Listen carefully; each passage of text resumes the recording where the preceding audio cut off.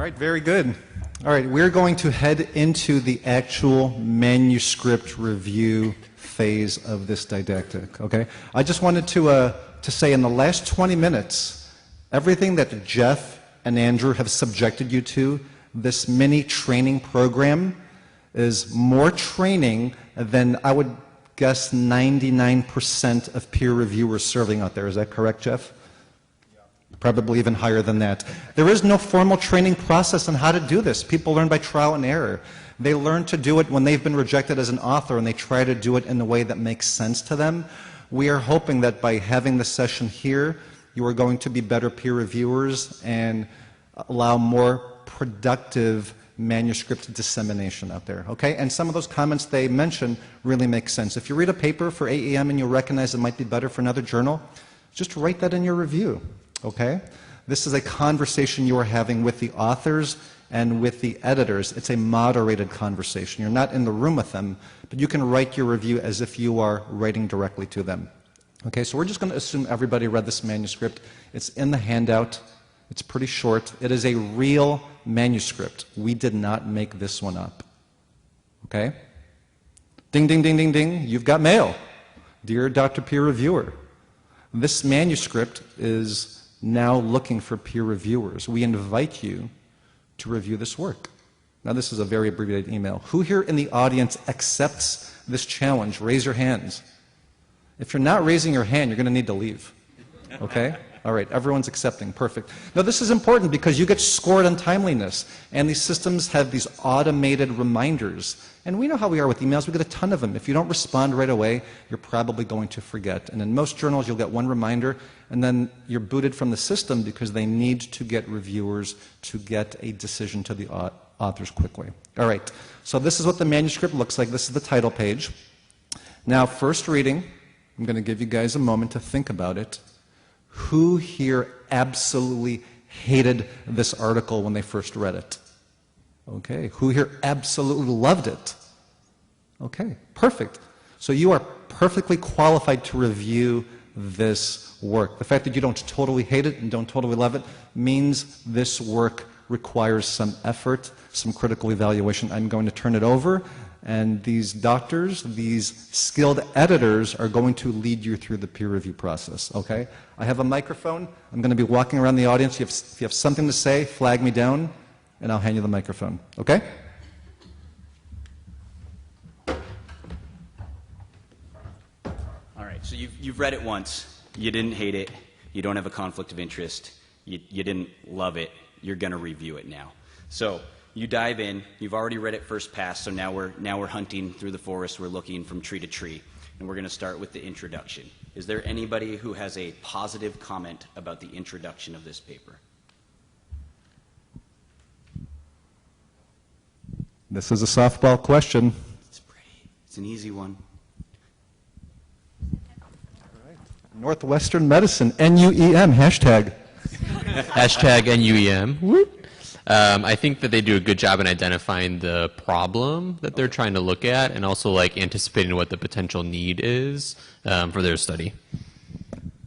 Yeah, I totally agree. They're hypothesizing that there's a group of patients who are being missed by the standardized screening of suicidality in the ER. They state that very clearly after they have a well-stated hypothesis and a fairly strong introduction.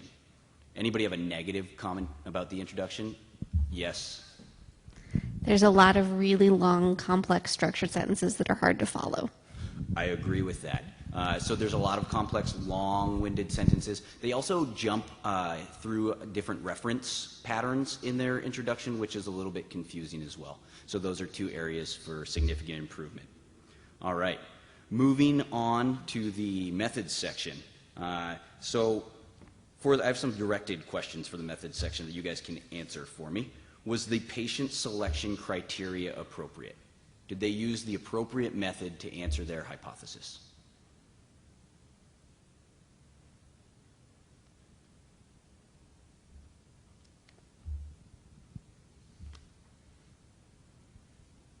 And this is not Journal Club. This is your chance to ask a question that will be directed to the authors. The author might be in the room somewhere. We don't even know. Yeah, Dr. Ford. Yeah. All right. Northwestern Medicine, NUEM, hashtag. Okay, so it seems like they took the convenient sample and they were trying to predict suicidality or suicide-like events, and they put them in. As far as they did excluded intoxicated patients, which a huge number of our suicidal patients are. So maybe partial credit. I could go with partial credit. I would agree with that. They're looking at this screening tool. You know, all of our nurses in the triage process will ask the patient, "Are you feeling hopeless or helpless?" And that's a suicide screening. And they're hypothesizing that the CFI score is better at predicting future suicidality. So is a convenient sample an appropriate method? Yeah, I would say it probably is. All right. Are there techniques? Yes, go ahead.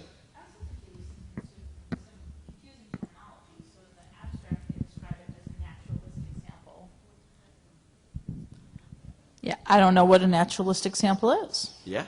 And then in the actual methods section, they talk about it being consecutive and non-selected, which isn't entirely a convenient sample either. That's true.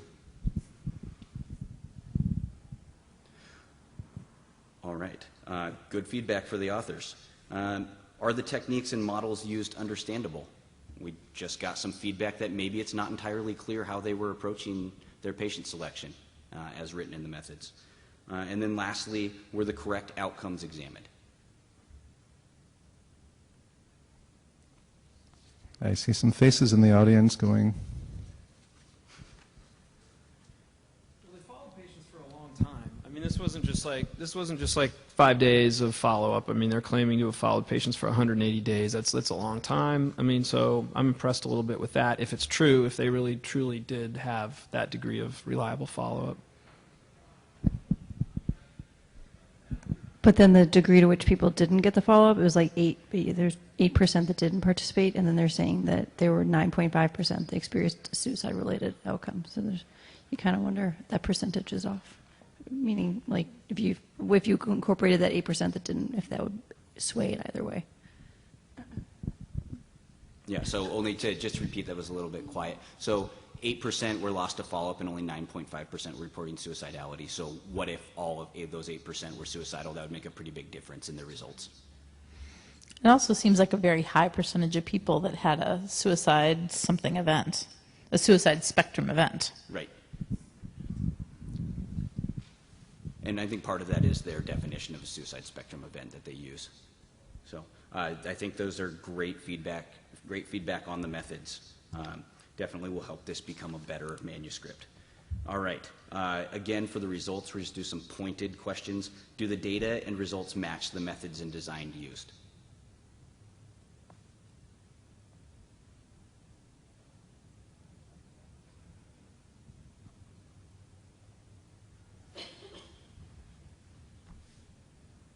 should we do a show of hands?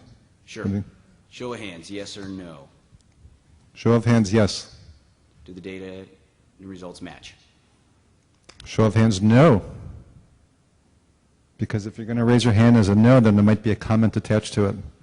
Well, I would actually, I'm gonna raise my hand and say no, they don't entirely, right? Because if you look at the results, they include a lot of data about how long it took to fill out these surveys and how long it took for the physicians to estimate their gestalt of suicidality.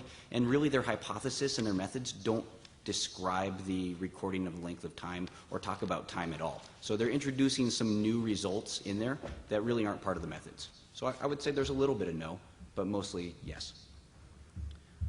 All right. I'm not going back to the methods, but it would be helpful if we knew how they were measuring their primary outcome or what their power calculation was, what effect size, I mean, this looks like a feasibility study. Can we use this tool in this setting? Can we follow people? So, that's a little bit less compelling in terms of being able to assess the quality of their methods, the adequacy of their sample size, than if they had a power calculation. I mean, that's kind of a pretty big flaw.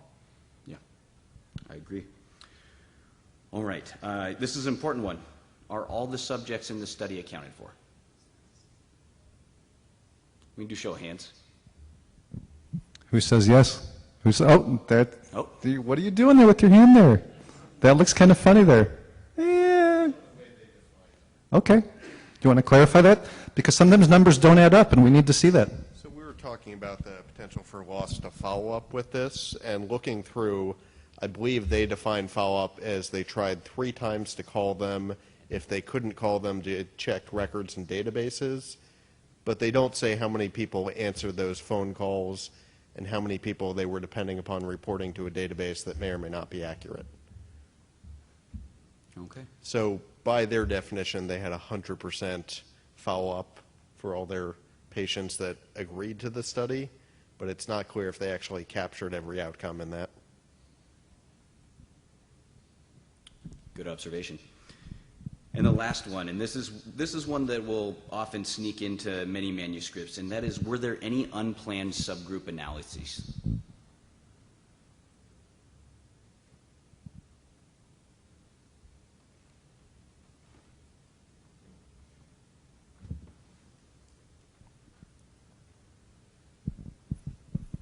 And I know we've artificially compressed this for the purpose of this didactic in time, but a good review often takes, an hour per paper in order to go through all the details. And we know it's hard to read these on a phone or on a tablet. And about an hour and a half for slow readers like me. So don't feel bad. It takes practice. It's like riding a bicycle. You get better and better every time you do it. So I would say that there are no obvious unplanned subgroup analyses, but they do introduce that new data of time, the time element. Well, were they planning on doing all the demographics? Yeah, were they planning on doing, so they don't explicitly, yeah, well, I mean, every table has a table 1 with demographics. Don't believe they specifically state in their hypothesis that they're going to break it down by race or ethnicity. So that may be one. Good observation as well. So moving on to discussion now. Let's do a positive comment, negative comment. Is there anything good in the discussion?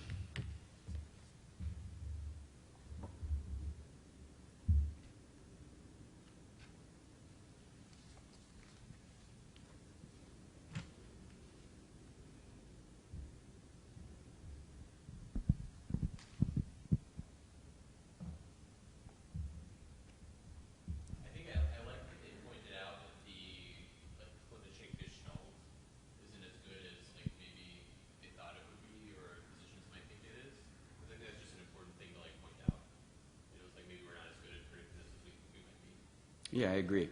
And especially in, this was a convenient sample of patients, so some of these people might be there for a sprained ankle, and you might not even be thinking about that as a physician.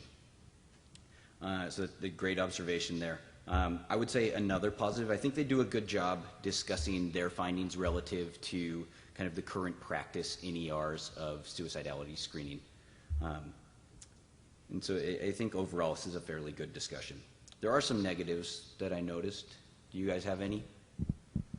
Remember, no one's ever written a perfect paper. No one's ever done a perfect study.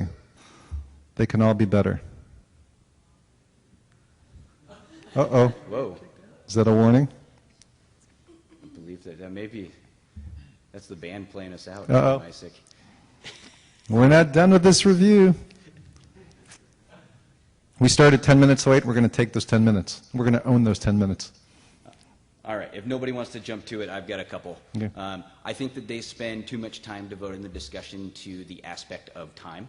So they have multiple sentences, actually a paragraph, devoted to the amount of time it took to perform this CFI, and that's not part of their hypothesis at all. And I also think that they've grossly overstated the importance of their outcomes. There's a lot of patients that were lost to follow-up, 8%, only 9.5% experienced suicidality. Their definition of suicidality or suicide events is fairly broad and includes just returning to the ER with increased passive suicidality. So I think they've kind of grossly overstated the importance of this.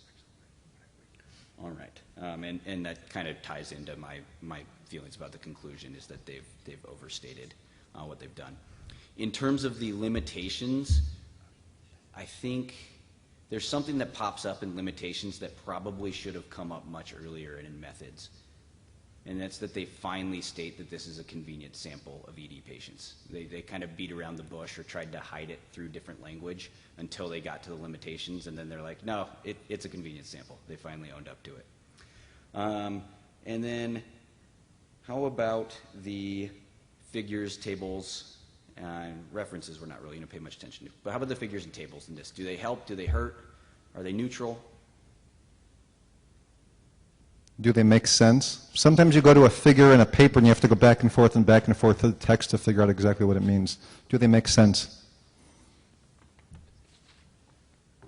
Show of hands, yes? Show of hands, no? Okay, no. Why no?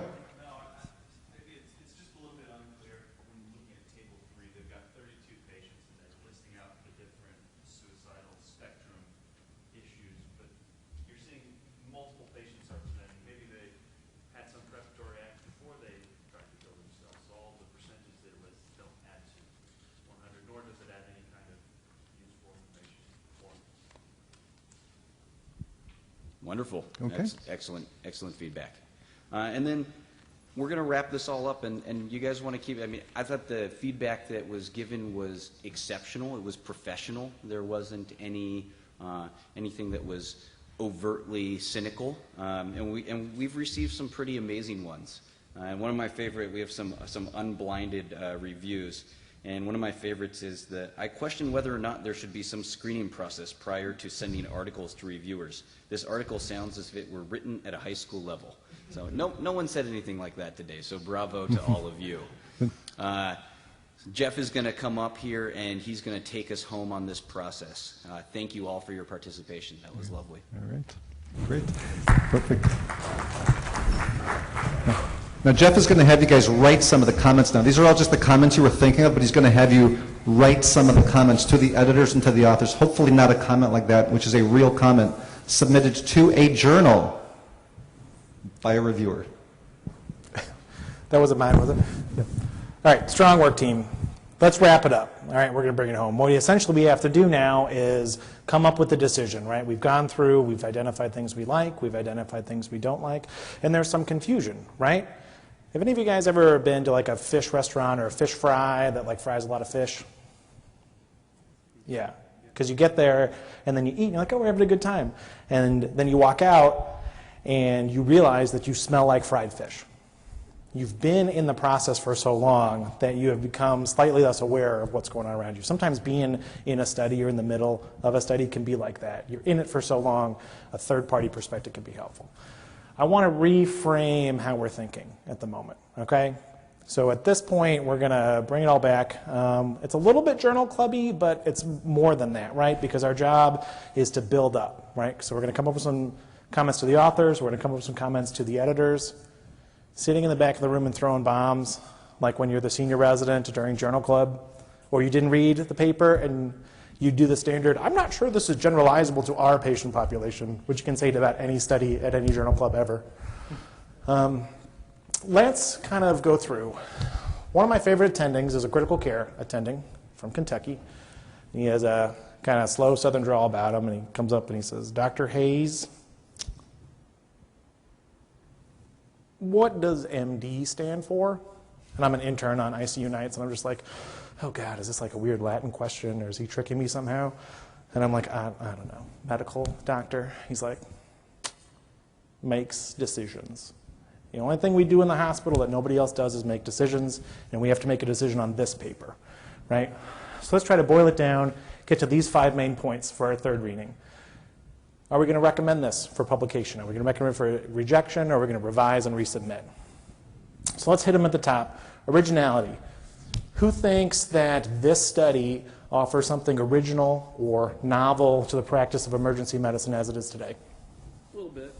A little bit, yeah. Entirely yes? Yeah, we've talked about suicidality before. Have we studied this specific tool in an ED population before? Not to my knowledge. Entirely no? Maybe in the middle. All right, could be something here. Let's talk about scientific reliability. This is kind of an area that we've already touched on with Andrew, so I want to get your thoughts. So if you are reviewing this paper and you want to make a comment to the authors or to the editors about the scientific validity or reliability of this paper, What is something that you think that you could say? And if you want to steal the not generalizable comment, I guess I'll give it to you.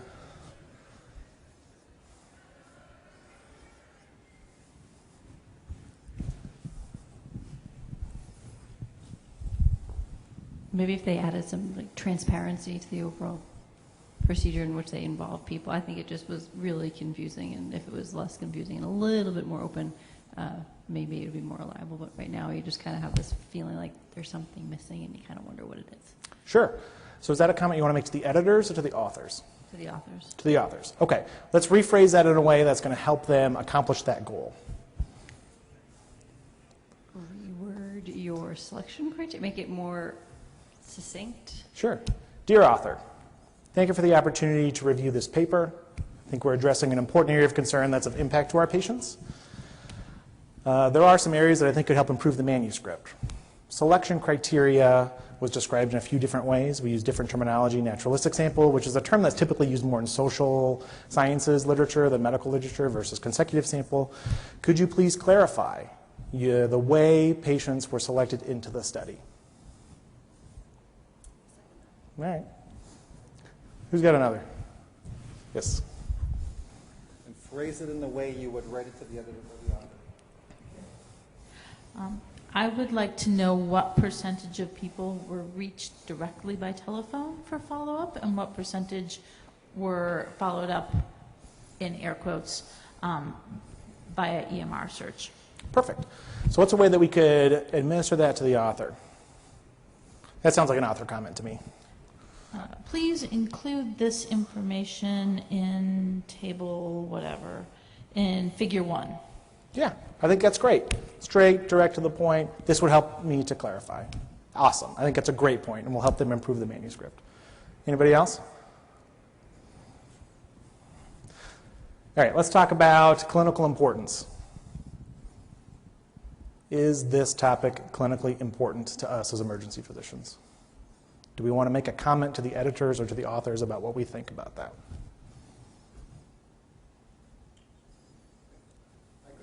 Sure. I would say that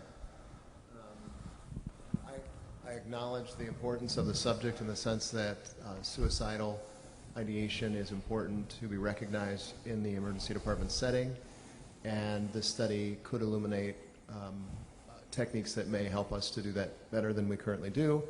However, some of the focus of this manuscript being on the timeliness, the time required, and so forth, seem to be less clinically relevant.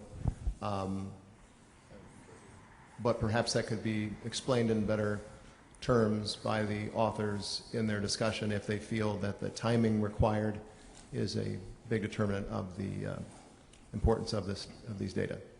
Yeah, I think you've done this before. I think that sounds great. And let's say you're the medical director of a large urban emergency department and you're seeing 100,000 patients a year. A screening tool that takes 15 minutes is not going to really thrill you as much as a screening tool that takes 3 minutes if you've got a 4% left without being seen rate and you're trying to get down on that. But I think that's an incredibly important comment. Okay, anybody else?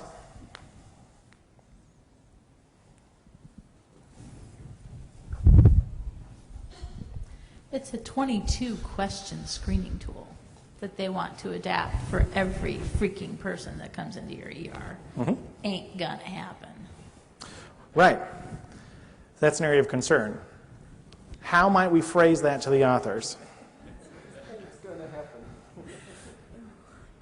So it's tough, right? Because we all have these reactions when we read papers. And the golden rule of reviewing is review unto others as you would like them to review unto you.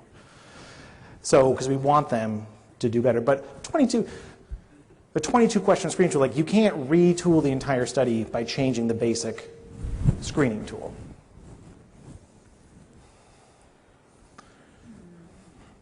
Let's think. Dear author, actually, this kind of counterplays the time portion.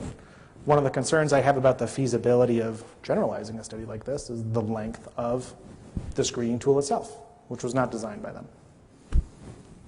Could you include more information about how long it takes to screen a patient with this tool and how that impacts their general length of stay? Does using a screening tool like this add an hour to their ED time? Something worth considering. I think that's an important thing to consider, especially as we kind of make our way into the next section. It's like, is this suitable for AEM? Are we going to ultimately publish this? So who reads AEM? Everybody. Yeah. Who just gets it sent to them by their residency? These guys. Respect. I'll take it. You are the readership. Is this topic relevant to y'all?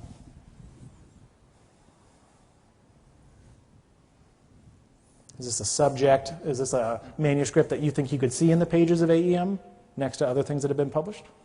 Maybe. I think ideally you read a paper and it's either a paper that's going to impact future clinical research and it's clear that the authors are building on this and pointing out what the next steps are for research. Or it's going to have clinical impact. This paper seems to say what we do right now in triage is mandated by JCO or whomever is not good, and something else is maybe needed, and it may not be this because it's too long and it's not massively accurate. That's probably about it. I'm not sure it's clear that the authors are trying to make the argument that we should be using this 20-plus screening tool for everyone in triage. But they got to come down at some point on this is going to have clinical impact, this is going to have future research, next steps are whatever. As written, I'm not reading that. Yeah, perfect, because you hit the nail on the head. One of the things that we can't really assess super well is what is the clinical impact. We can assess that 5 years from now after the studies come into the mainstream. One of the things that's hard to predict is this going to spur another researcher to do another study on another subject? Sometimes important, like AEM will publish articles that don't impact or are thought not to impact clinical care today, but that will spurn scholarship in the area moving forward. Could this be one of those? All right, so let's bring it all home, right? We have to make a decision. We have to do what my old favorite Kentucky attending told me to do, and we're going to go forward. All right, you got 3 choices. Dear editor, yes, take it. Number 1, I'm in. Put it on the front. Number 2, let's have them polish it a little bit and send it back and we'll look at it again. 3, no, we're done. Not doing that. All right, who wants to accept the paper outright? Be strong and wrong. Take a stand. 0. Who wants revise and reconsider? Most everybody. Who wants to reject outright? 4. Awesome. I like that not everybody agreed, right? Because when you are the decision editor, you're going to get 3 or 4 opinions, and they're going to go either way, and it's your job to collate. All right. So kind of when we're going through this, a little clarification. Outright accepts are rare in publishing. This is Desmond Tutu published a treatise about how emergency medicine is the #1 specialty, and that everybody should go into it, and it is divine work. That one goes in. This is invited commentary. These are things that the editors have reached out to people. Studies that cannot be improved or are already so great we want to get it in right now. That's rare. Revise and reconsider, that's the smart choice. That's the most common choice. That is, let's write down some of these things, give them some positive comments, and come back. Rejected outright, those are papers typically have some sort of fatal flaw in them. Perhaps the study tool, the assessment tool was too long and not feasible. We don't want to accept for that reason. We don't want to look forward. Ethical problems. No IRB was approved. This is like clearly improper. Like that study gets rejected outright. All right. We've elected to ask the authors to revise and resubmit the paper. And we did it within 2 weeks. So this is the opportunity now for the editorial board to rate all of us as reviewers, right? 1 to 4, hashtag go for 4, and we'll see. So what do you guys think? How do you think we did? They were timely. Definitely timely. Very thorough feedback. I give them all 4s. All 4s. Professional, collegial, constructive. I'd give them a 4. Conflict of interest. Amazing. Strong work, everybody. All right, wrapping it up. You all did a great job. This is tough. This is tough, and we appreciate everybody staying as long as you did. I know we started late. Thank you for staying. If anybody has any questions about peer review or how we do this or how anybody does this, any questions right now from the audience? You can ask any of these guys. It's upstairs, correct? The next session? Is that where the cocktail hour is? This paper is actually currently in review, and I got the paper with the permission of the authors, so it's actually in review at AEM. That's why I said conflict of interest. That's a live paper. We're doing it live.